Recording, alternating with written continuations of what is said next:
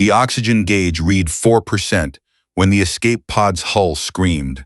Princess Isylra Vantheer pressed her palm against the cracked viewport, watching frost spread across the glass like veins under dying skin. She was not afraid of death. She had made peace with it 2 days ago, somewhere between the third power failure and the moment she stopped praying to a father who had signed the order, himself banished, stripped of title, cast into the drift, unescorted, unarmed, to die alone where no one would ever find the body. That was the official record.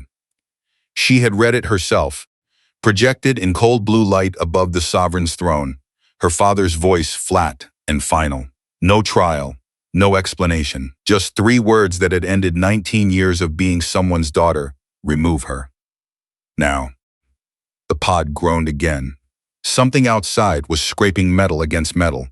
Not debris, deliberate. Isylra's 4 hearts, each smaller than a human fist, hammered in sequence as a shadow slid across the viewport. Then a voice crackled through the emergency comm, rough with static, achingly ordinary. "This is Callum Reyes, salvage vessel, second chance. I've got a hull breach lock on your pod. You're bleeding atmosphere fast. I need you to stay calm and tell me if you're injured." A human. She had heard of the species, barely, a minor backward race according to Vantheer intelligence briefings. Aggressive. Short-lived. Not worth the fuel to study. Isylra's vision blurred at the edges. "Why," she rasped in broken trade common, "would a scavenger risk his ship for cargo he cannot sell?" There was a pause. Then, quieter. "Wasn't asking what you're worth. Asked if you're hurt." She had no answer for that. No one in her entire life had asked her that question without an angle behind it. The last thing she saw before the world went dark was a boarding tube kissing the pod's ruptured seal and a stranger's gloved hand reaching through the smoke toward her. But none of this had begun that way. 3 days earlier, Isylra had stood in the Hall of Ascension, wearing ceremonial silvers that felt like a costume for a role she'd never auditioned for. Her father, Sovereign Threll Vantheer, sat upon the Lumen throne, a seat carved from a single fallen star, or so the myth went. He did not look at her when he spoke. "The trade compact requires a bonded heir from House Vantheer within the cycle," he said. "You will accept the offer from House Draxel." Isylra had met the Draxel heir once. He'd bragged in front of an entire delegation about the livestock efficiency of conquered worlds. She'd nearly been sick. "I won't," she said. The throne room went utterly silent. No one refused the sovereign, not even his daughter. Her father's eyes finally met hers, and for one unguarded second, she saw something she couldn't name, not anger, something closer to fear. "Then you leave me no choice," he said, and his voice cracked in a way the court recorders would later edit out entirely. The council had made a terrible mistake in thinking this was simple. Guards escorted her not to a dungeon, but to a private launch bay where a single unmarked escape pod waited. Old, but sound. No tracking beacon. No weapons. Her father's own steward pressed a data crystal into her palm as the airlock sealed. "He said you'd understand in time," the steward whispered, before the doors shut between them. She hadn't understood. Not then. She only understood that she was alone, drifting into the unmapped edge of compact space, with a countdown clock and a father's silence for company. Callum Reyes had not planned on saving a princess. He'd planned on a quiet salvage run. Strip a dead freighter, sell the parts, keep his ship's reactor from finally giving out after 11 years of duct tape and stubbornness. The second chance wasn't much. Neither was he, most days. Ex-Colonial Defense Corps.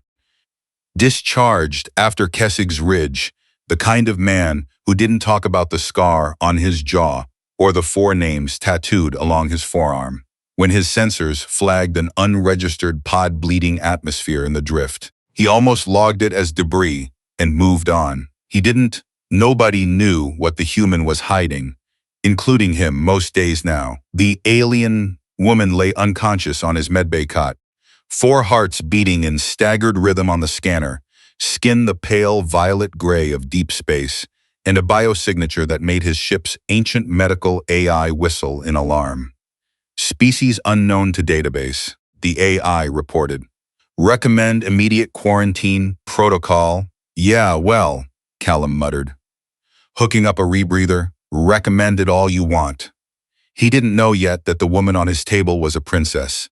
He didn't know her father had signed her death warrant with his own hand, and then in the same breath, made sure the pod that carried her away had just enough fuel to reach the one system where salvagers still worked the drift. He definitely didn't know that 3 Vantheer warships were already burning hard toward his position, following a tracking signature buried so deep in the pod's hull that even Isylra hadn't known it existed. Everything changed in the next few seconds. His sensors screamed a proximity warning, and the peaceful black outside his viewport lit up with 3 sets of engine flares. Isylra woke to the hum of an unfamiliar engine and the sting of oxygen that tasted like recycled metal. A human sat across the small medbay, cleaning a sidearm with the unhurried focus of someone who'd done it 1,000 times. "You're awake," he said, not looking up. "Good.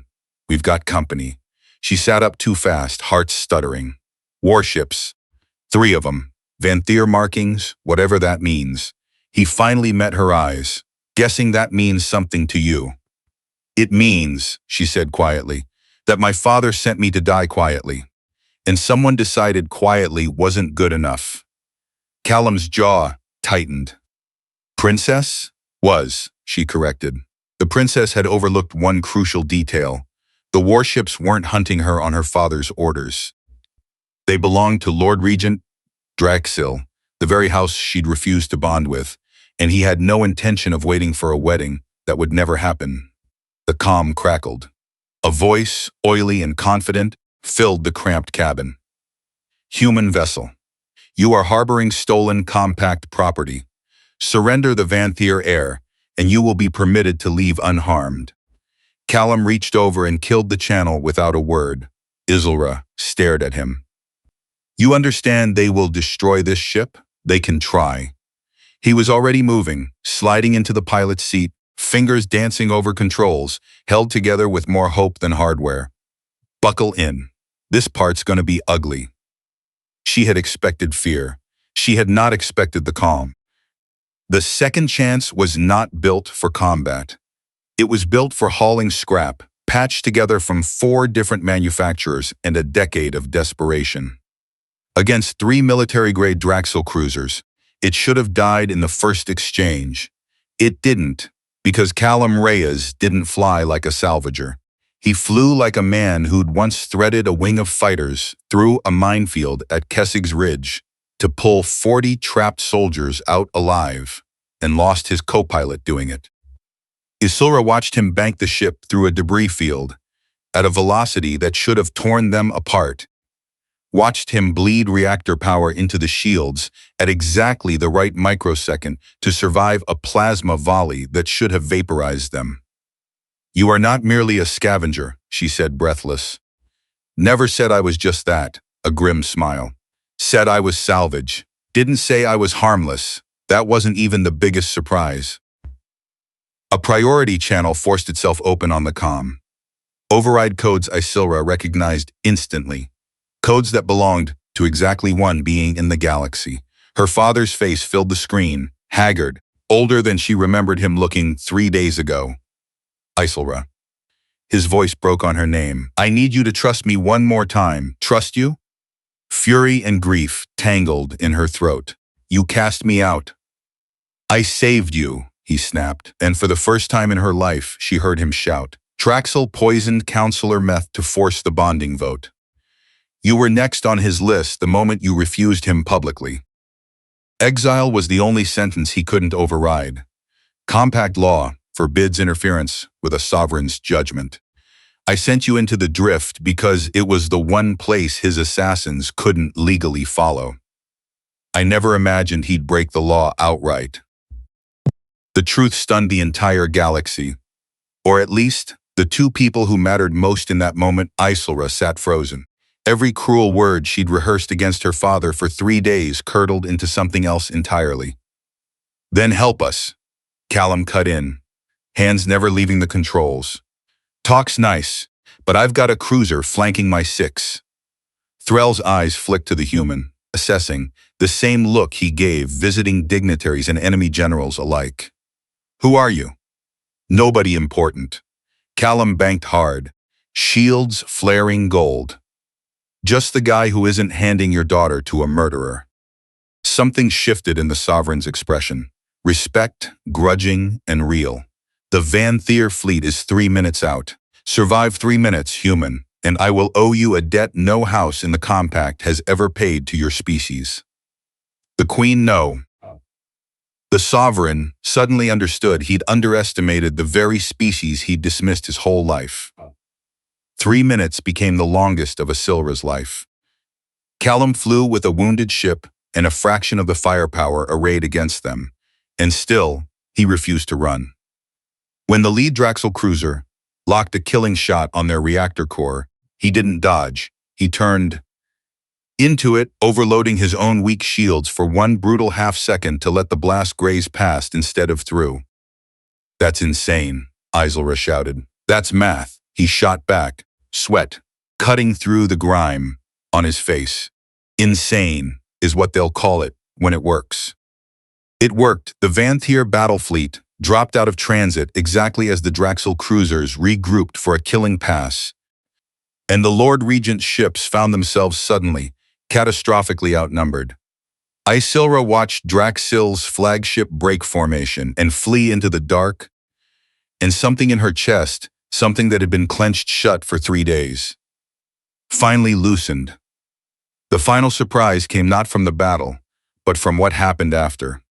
Sovereign Isylra Vantheer stood in the second chance, cramped cargo bay 2 hours later, looking entirely out of place among salvage crates and coolant leaks, and did something no Vantheer sovereign had done in 400 years of recorded history. He bowed to a human. You had every reason to fly away, Threll said. You knew nothing of us. Owed us nothing. Didn't need a reason, Callum said simply. Just needed to know somebody was hurting who didn't have to be. Isylra stepped forward. Her father's warning about attachments to lesser species dying quietly on her tongue before she could speak it. Instead, she simply said, "Thank you for not asking what I was worth before deciding I was worth saving." Callum shrugged, embarrassed in the particular way of men who'd never learned to accept gratitude gracefully. "Anytime, Princess Isylra," she corrected, and found she meant it as something more than a name. Later, alone at the viewport, she watched the drift stretch endless and silent outside, the same black that had waited to claim her 3 days ago, now simply beautiful, simply survived. She thought of her father's fear, that wasn't anger, of assassins and thrones, and everything a princess was supposed to want, and found she wanted none of it, half as much as she wanted to understand the strange, quiet species that measured worth by nothing but whether someone was hurting. Somewhere behind her, Callum was already running diagnostics on a ship held together by nothing but stubbornness. The same stubbornness, she realized, that had reached through fire and vacuum to ask a dying stranger one simple question: "Are you hurt?" It was, she decided, the only question that had ever truly mattered.